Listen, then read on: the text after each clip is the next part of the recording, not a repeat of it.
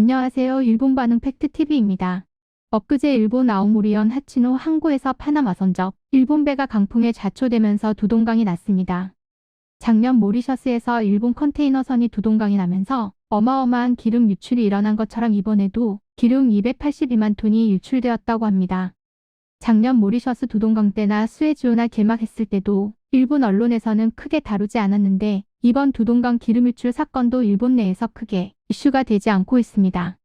평소 한국 관련 기사에는 몇천 개씩 댓글이 달리는데 이번 사건에는 고작 400여 개가 전부네요. 그나마 이 기사도 언제 없어질지 모릅니다. 만약 한국배가 단독으로 일했으면 공중파 메인 뉴스와 각종 신문사들 도배가 됐을 겁니다. 일본 기사는 희한하게 일본의 좀 안 좋은 기사는 시간이 지나면 종종 자취를 감춰서 대체 왜 이러나 의문이 드는 게 한두 번이 아닙니다. 그럼 이 사건에 대한 반응 함께 보시죠. 사실상 일본 배지만 세금과 인건비 절감을 위해 외국적으로 두고 있고 법이 느슨한 거 아냐? 그리고 이런 일이 생기면 책임 소재는 어떻게 할 거야? 어느 나라 선적인 건 의미가 없다. 국가의 책임 그런 거 없어. 선주, 용선사, 화주 등 책임자가 다 달라. 도쿄 넘버 달고 교통사고 냈다고 도쿄에서 책임지지 않는 거랑 같은 얘기다. 해산물에 미치는 기름 피해는 보험 처리해도 바로 돌아오지 않는다. 동일본 대지진의 후유증도 아직 있는데 해운 회사는 어떻게 처리해줄까? 선적이 파나마라고 제목을 붙이면 대부분의 선박이 파나마 선박 또는 라이베리아 선박이라 불필요한 정보다 실제 선주 및 오퍼레이터 정보가 더 중요해. 제발 부탁이니까 입들 좀 다물어라. 무식한 거 티내지 좀 마. 모리셔스 때 기름 유출도 그렇고 야후 댓글 다는 인간들은 엉터리 말에 동조하며 댓글 다는데 진짜 머리에 뭐가 든 거야? 이런 사람들 왜 이리 많은 거야? 이건 큰 사고잖아. 관계자들이 노력해서 환경에 미치는 영향을 최소화해라. 맛있는 생선을 먹고 싶다는 말이야. 옥제 운반드라이 벌크선으로 유조선 같은 게 아니라 선원들도 무사히 구출돼서 불행 중 다행이지만 기름을 빨리 회수했으면 좋겠다. 그래도 이 정도 규모의 배가 어이없이 칼로 자른 것처럼 두동강 난 것은 깜짝 놀랄 일이다. 애초에 무슨 일이 있었는지 모르겠지만 말야. 근데 이거 어느 회사 배야? 배 따위는 국적이 전혀 의미가 없어서 과세 회피를 위해 일본 회사가 파나마를 비롯한 해외 선적의 선박을 가진 회사는 많아. 이번 일로 책임질 회사가 어딘지가 중요하다. 1970년대에는 이런 사고는 일상 다반사였어. 유출된 기름은 즉시 미생물이 분해해서 없어지니까 어업 피해는 생각하는 것만큼 없었다. 예쁘게 두동강 났구나. 함교 있는 부분과 선체가 나눠져 버렸는데 이건 견인할 수밖에 없지 않나? 최악이다. 앞으로 생선 잡을 시기인데 홋카이도와 이와테 해안에 기름이 확산되면 큰 피해가 예상된다. 악천후가 계속되고 있지만 어떻게든 막아줬으면 좋겠다. 조금 이야기를 거슬러 올라가면 올해 5월에 에이메 앞바다에서 한국의 사고 중독 선박 회사가 일본의 신조 화물선을 들이받아 일격에 침몰시킨 사고에 사망자도 있었지만 당시 보도하는 언론이 아주 극히 드물었다. 언론들은 옆나라 상황 봐주기 하며 알아서 기는 거야? 그때에 왜 선장과 선사 등은 기자회견조차 안 한 거야? 인도양에서의 절단 침몰 사고, 와카시오 2007년 5월 준공 자초 기름 유출 사고, 크림슨 폴라리스 2008년 준공 자초 기름 유출 사고. 이 시기에 건조한 배는 선체가 깨지는 경우가 많다. 보통은 자초 정도로 깨지는 않는다. 몰 콩포트 사고 보고서를 읽고 한 특정 재질이나 디자인적인 문제가 있었을 가능성은 부정할 수 없다. 그 당시 건조한 선박들도 유사한 사고를 방지하기 위해 조사해야 한다. 이 기사를 읽고 생각났다. 1997년 1월 도토리 현에서 러시아 선적 유조선이 자초되어 기름이 유출돼 근처 해변에 대량의 기름이 범벅이 되어 당시 나도 자원봉사로 기름 제거에 참여했다. 해변 바위에 기름이 범벅이 되고 그걸 걸레로 하나하나 닦은 기억이 있다. 그로부터 24년 또 이번에는 아오모리에서 자초. 일본 해역을 항해할 때는 조심조심 항해했으면 한다. 이제 바다가 오염되어 생물들이 죽는 게 불쌍하고 그 주변에서 어업하는 분들도 피해자가 되어 생활에 영향을 끼치니까 말야. 사고 선박해요. 선종 목재칩 전용선. 길이 폭 199.9m 32.2m. 총 톤수 39,910톤. 승무원 21명 중국인 필리핀인. 선적 파나마. 선주 MI 다스라인 SA4. 관리회사 미스카이운. 준공연도 2008년.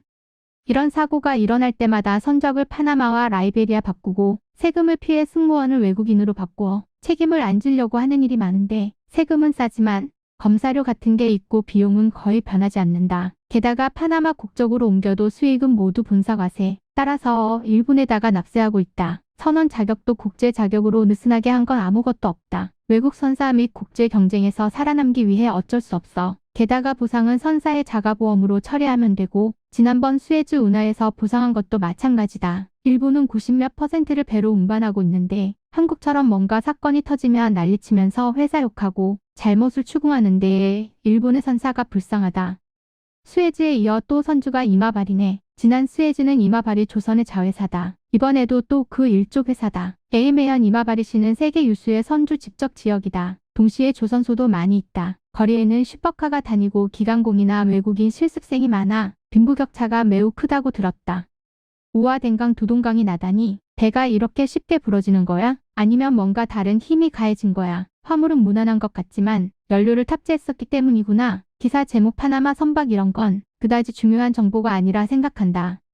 유조선도 아니고 승무원 부상도 없어서 불행 중 다행. 연료도 상당량을 싣고 있었다고 생각하는데 일본은 좋은 기름 흡수제라든지 그런 거 가지고 있으니까 기름을 조기에 회수해줬으면 좋겠네. 해운에 종사하는 사람이라면 누구나 알지만 배의 국적이 사고의 책임 소재와는 관계없지. 기사 제목에서 파나마라고 강조하는 건 오해의 소지가 있으니 지워라. 일단 전원 무사해서 책임 소재 운운도 하지만 이곳은 해양 자원이 풍부한 지역으로 어업에 미치는 영향이 어떨지 궁금하다. 선체가 멋지게 두동강나고 상당히 큰 사고네. 유조선이 아니라 불행 중 다행이지만 뒤처리가 상당히 힘들어 보인다. 복구 작업에 종사하는 분 아무쪼록 안전하게. 파나마 선적이라도 절세를 위해 파나마 선적으로 했을 뿐 실제 소유와 운영은 아마 일본 소유 배일 것이다. 좀 더 조사하고 나서 뉴스화해야 한다.